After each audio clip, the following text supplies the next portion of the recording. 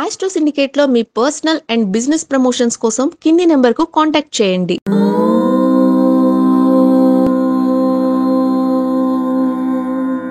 ఓం శ్రీ గురుభ్యో నమః. హరి ఓం. వాగర్ధావివ సంపృక్తౌ వాగర్ధ ప్రతిపత్తయే జగతః పితరౌ వందే పార్వతీ పరమేశ్వరౌ. అందరికీ నమస్కారం. వారం వారం మార్కెట్ సమాచారం, షేర్ మార్కెట్ సమాచారం మీకోసం ప్రతి వారం కూడా నేను చెప్పేటువంటి విషయాలన్నీ కూడా మీరు ఒకసారి గుర్తుంచుకోవాలి. షేర్ మార్కెట్ లోపలికి వెళ్ళి నేను చెప్పేది ఏముండదండి. అంటే దాదాపుగా నీకు సెన్సెక్స్ ఎంతవరకు ఉండవచ్చును అంచనా ప్రకారంగా, అలాగే బిఎస్సి అంటే నిఫ్టీ 50 ఎన్ని వేల దగ్గర అంచనా ప్రకారంగా అది దరిదాపుల్లో ఉండవచ్చు అన్న విషయాన్ని మీకు చేరవేసే విధానం, అలాగే ఏ షేర్స్లలో లాభం వస్తుంది అన్న విషయాన్ని కూడా చెప్పే ప్రయత్నం మాత్రమే చేస్తాను. ఆ విషయాన్ని గమనించుకునేటువంటి ప్రయత్నాన్ని చేయాలి. ఈ వారంలో మనకి 21వ తేదీ నుంచి 25వ తేదీ వరకు ఏప్రిల్ మాసంలో ఈ తేదీల మధ్య ఉన్నటువంటి షేర్ మార్కెట్ సమాచారం మీకోసం చెప్పబడుతోంది. ముందుగా మనకి అంతర్జాతీయమైనటువంటి మార్కెట్ అంచనాలు పెట్టుకొని ట్రంప్ గారు చేసేటువంటి చైనా వాణిజ్యపరమైనటువంటి యుద్ధం మన మీద కొంత ప్రభావాన్ని చూపిస్తున్న విషయం వాస్తవం. గత వారంలో మనకి 3 రోజులు మాత్రమే షేర్ మార్కెట్ జరిగింది. గుడ్ ఫ్రైడే ఒకటిను, తర్వాత మనకి డాక్టర్ బిఆర్ అంబేద్కర్ వారి యొక్క జన్మదినోత్సవం వల్ల వారికి కొంత ఆ 2 రోజులు సెలవు రావడం, 3 రోజులు మాత్రమే మార్కెట్ బ్రహ్మాండంగా వృద్ధి పొందింది. మంచి సంపాదన కూడా వచ్చింది. అంటే గత వారంలో మనం ఇచ్చినటువంటి ఫలితాలు 100% సక్సెస్ఫుల్గా ఉన్నాయనే విషయాన్ని గుర్తించండి.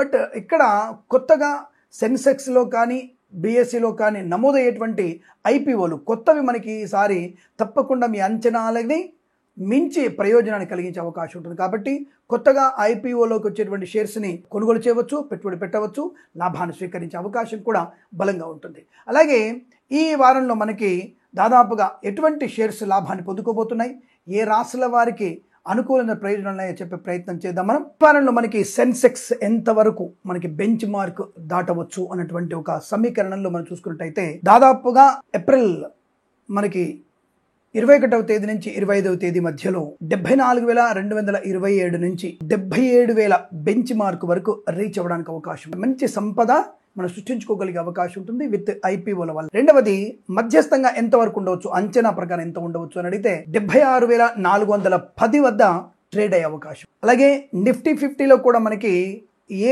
బెంచ్ అంటే ఎంతవరకు బెంచ్ మార్క్లోకి మనకి రీచ్ అవ్వచ్చును, మన సంపద పెరుగుతుందా లేదా నష్టపోతాం అనే విషయంలో తప్పకుండా మనకి పెరుగుదల కనపడుతోంది. సో కాబట్టి ఈ యొక్క నిఫ్టీ అనేది 24,850 నుంచి 26,108 మధ్యలో నిఫ్టీ యొక్క బెంచ్ మార్క్ ని అందుకునేటువంటి అవకాశం ఈ వారంలో తప్పకుండా మనకి ఆర్థిక ప్రయోజనాన్ని పొందుకునే అవకాశం. అంటే గత వారంలోటువంటి లాభసాటి సెంటిమెంట్ మళ్ళీ మనకి పురోగమనంలోకి అభివృద్ధిలో పొందుకునే అవకాశం ఖచ్చితంగా ఉంటుంది.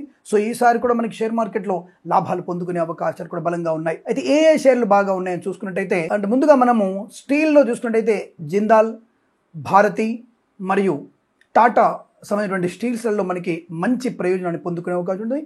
మిగతావి కాస్త స్తబ్దతగా ఉండే అవకాశం కనబడుతుంది. అలాగే సాఫ్ట్వేర్ విషయంలోకి వస్తే ఇన్ఫోసిస్ మరియు టాటా కన్సల్టెన్సీ మరియు మైక్రోసాఫ్ట్ వాళ్ళ యొక్క ఆర్థిక ప్రయోజనం బాగా ఉంటుంది. ఆ షేర్స్లో మీరు లాభాలు పొందుకునే అవకాశం కూడా చాలా బలంగా ఉంటుంది. ఇక బ్యాంకింగ్ సంస్థలకు వచ్చినప్పుడు హెచ్డిఎఫ్సి, ఎస్ బ్యాంక్, అలాగే స్టేట్ బ్యాంక్ ఆఫ్ ఇండియా మరియు టైటాన్ కంపెనీ షేర్లు, యాక్సిస్ బ్యాంక్ షేర్స్ కూడా మీకు లాభాల బాట పట్టే అవకాశం ఉంది. తప్పకుండా ఆ షేర్స్ మీరు కొనుగోలు చేయవచ్చును. అలాగే United Indian insurance company UTI shares కూడా మీకు లాభసాటి వివరం కనబడుతుంది. తప్పకుండా మీరు కొనుగోలు చేసే ప్రయత్నాన్ని కూడా చేయవచ్చు. రిలయన్స్ ఇండస్ట్రీ యొక్క ప్రయోజనం మనకి 24-25 తేదీల మధ్యలో ఈ రిలయన్స్ ఇండస్ట్రీస్ యొక్క షేర్ మార్కెట్ వెల్లువ మీకు చాలా బలంగా కనబడుతుంది. అక్కడ మీరు అటువంటి షేర్స్ కొనుగోలు చేసి లాభాలు పొందుకునే అవకాశం కూడా ప్రయత్నం చేయవచ్చును. ఇక ఫార్మా షేర్లలో చూసుకున్నట్టయితే మనకి రెడ్డిస్ ల్యాబ్స్ మరియు హిటెరో కంపెనీ యొక్క షేర్స్ లాభపడే ప్రయోజనం కనబడుతోంది. అంతర్జాతీయ ప్రమాణాలని మనం లెక్కలు వేసుకోగా ఈ చైనా మరియు అమెరికాల యొక్క వాణిజ్య యుద్ధం మన దగ్గర ప్రమాదం కలిగించే అవకాశం ఉందంటే ఈ మనకి ఖచ్చితంగా బ్యాంకింగ్ షేర్ల మీద మరియు ఈ ఫార్మా షేర్స్ మీద మనకి ఎటువంటి ఇబ్బంది కలిగించే అవకాశం లేదు, మంచి అనుకూలంగా ఉంటుంది. కొన్ని సార్లు మనకి అంటే 1-2 రోజులు ఇన్ఫోసిస్ మరియు సాఫ్ట్వేర్ కంపెనీల మీద ప్రపంచ వాణిజ్య ఈ ట్రంప్ మరియు ఈ జిన్పింగ్ లాంటి వాళ్ళ యొక్క ఇబ్బందులు మనకి ఒకసారి పొడచూపే అవకాశం ఉంటుంది. బట్ అయినప్పటికీ కూడా మనం ఎదుగుదలలో మంచి లాభాలు పొందుకుంటాం. తప్పకుండా ఆర్థిక వ్యవస్థ బలోపేతంగా ఉండే అవకాశం కనపడుతోంది.